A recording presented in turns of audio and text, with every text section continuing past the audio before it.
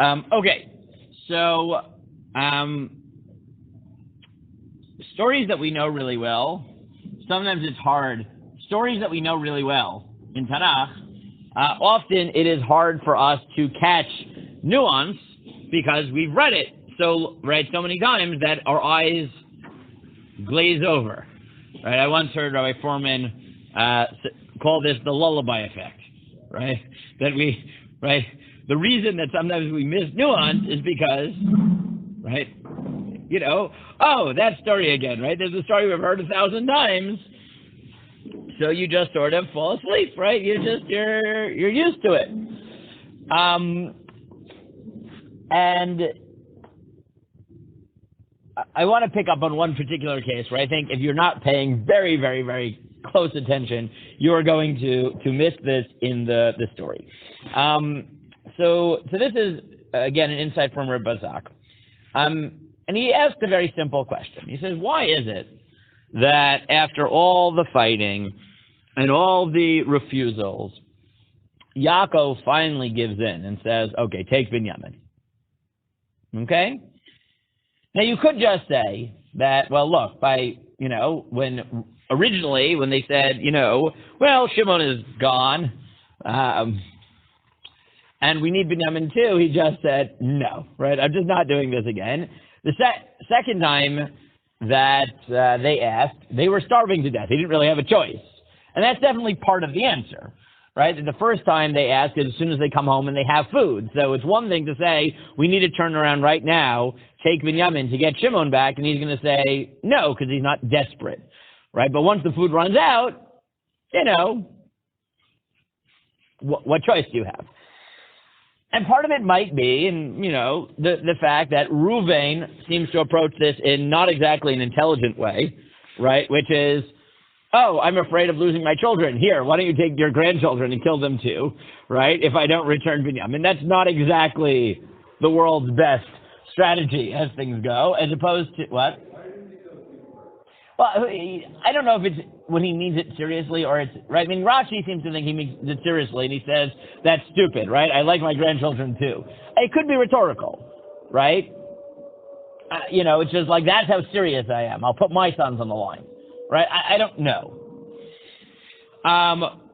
As opposed to Yehuda, who says, I will take care of him and I'll be responsible and I will pay the consequences, right? Or as Chazal understand it, I'll pay the consequences insofar as I'll give you my Olam Haba, right? I'll give up Olam Haba if I don't bring him back. But Reb Bazak picks up on a very important nuance that he thinks is also critical to understanding this change of heart. And that is the following. Yehuda says, Anochi ervenu, miyadi tivakshenu, im lo haviotiv elecha, v'tzaktiv lefanecha, v'chatat yelecha kol hayamim. Right, so Yehuda says, I will be responsible, I will be guilty to you forever if I don't bring him. But so you could focus on that part of Yehuda's speech. But there's something else Yehuda says that's really important, and that is the following. Yaakov, before Yehuda responds, yells at them, and he says, Lama hareotem li lahagid leisha od lachem ach. Why did you do this? Why were you so bad to me? Why would you tell him you have a brother? What were you thinking? And what does Yehuda say? Vayomru Sha'ol sha'ala ish lanu l'matenu lemor ha'or abichem chai ha'ish lechem ach v'naged lo al pi advarim ha'ila hayado neda ki omar oridu et achechem. He asked us, what do you want from my life? He asked us, he said, do you have a father? Do you have a brother? So we told him, we have a father, we have brothers. Like, what is that? Why are you blaming us? What is weird about that? And this is where I don't think I caught this until Rozak pointed out. What's weird about what he said? What? Until now in Tanakh, that's not the story we have heard. every other time, what did they say? The first time that the brothers came back, what did they say to Yaakov? Diber ha'ish adonai ha'aretz itanu kashot, va'iteno tanu kimeraglim et ha'aretz. That when we went, the leader accused us of being spies, so he spoke harshly with us. Vanomer elav, and we said to him, Kenim anachnu, lo ayinu miraglim. And we said, we're honest, we're not spies. We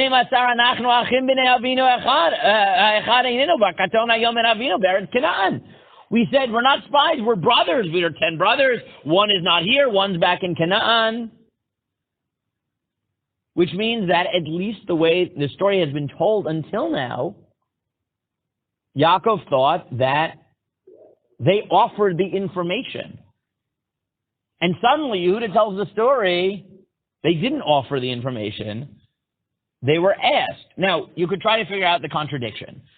Now, it's possible that the way it really happened is the way Yehuda is saying it now. And, originally, they just, they told the story the way they remembered it, right? Meaning, you don't always care about these details, right? Because from the brother's perspective, who cares who offered it, right? Who cares whether the king said, do you have brothers?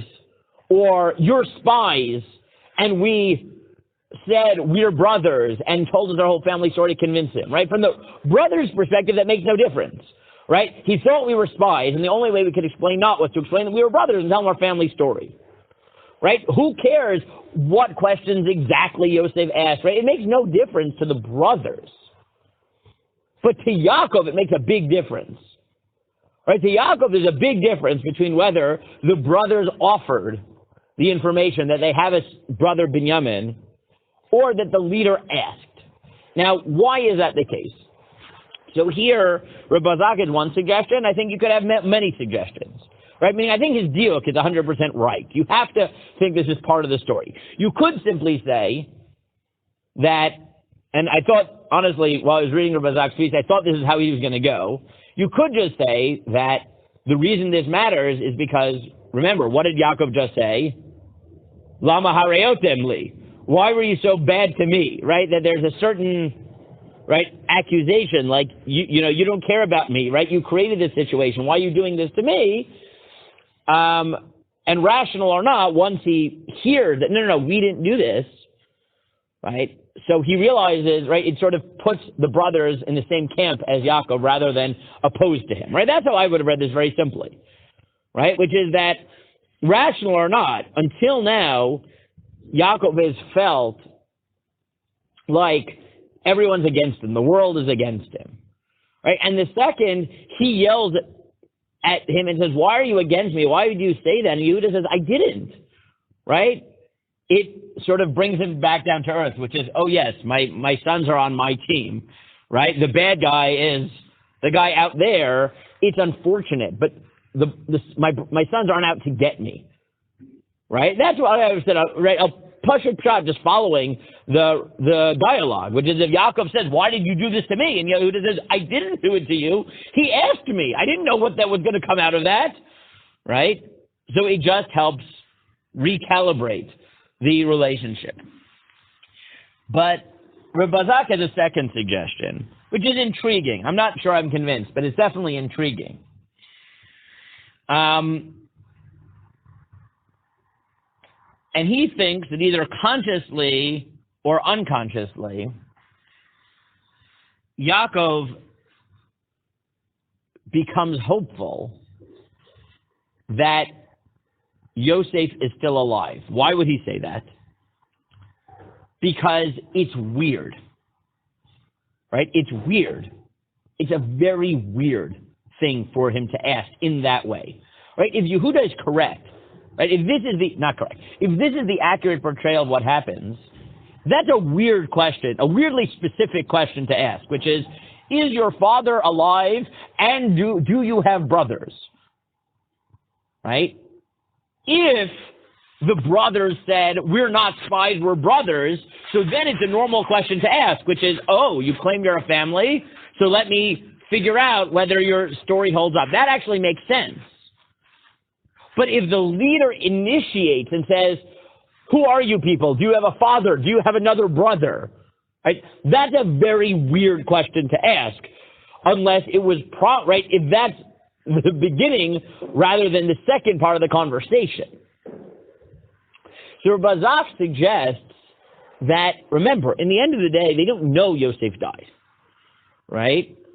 And there's always this, like, in the back of their minds, right, as Rashi notes, he never is comforted because he doesn't really have closure. And maybe in the back of his mind, he's wondering, maybe Yosef's alive.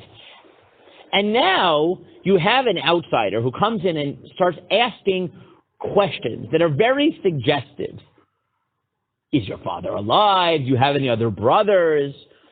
Right? If that's unprompted, that implies that there's somebody out there who knows something about this family and about the brothers in this family that you don't know. Right? Because he seems to know something, and that's why he's asking questions. So Rav Azak suggests that consciously or unconsciously, Yaakov hears that somebody out there seems to know something about the family that he doesn't. And that gives him hope. And again, you can say this is conscious, but you can equally say it's unconscious, right? That as soon as Yaakov starts hearing that all other people know about the brothers in the family, right, unconsciously he starts to wonder, right, maybe there's hope, maybe Yosef is still alive, and that's what gives him the confidence, again, conscious or unconscious, to send him. Now, what's his proof for saying this? Is the same diuk that the Midrash picks up on, which is Yaakov says something very odd in response to Yehuda, which is Ve'el Shaddai yiten lachem rachamim lefnei ha'ish v'shilach lachem et achechem acher vet binyamin. May God give you, right? May God provide you mercy against this leader, and He'll send your other brother and Binyamin. What is that acher? Right? Now you could just say it's Shimon, right? But the Midrash picks up and says v'shilach lachem et achechem ze Yosef. He'll send you your brother, i.e. Yosef. Acher ze Shimon. Whereas the Ramban puts it, he just daven stam. Let all your brothers come home. So the Midrash and the Ramban are already picking up on the fact that, again, is it conscious? I don't know. But Yaakov doesn't just say, you'll bring back Binyamin. He says your other brother, which could just mean Shimon. Or it could be that he's starting to feel like maybe his life is going to come together. And, subconsciously, he inserts that into the tefillah. So Razak suggests that that's really what's going on. And again, I think part of it might just be that Yehuda's reframing makes it clear that the brothers aren't against Yaakov.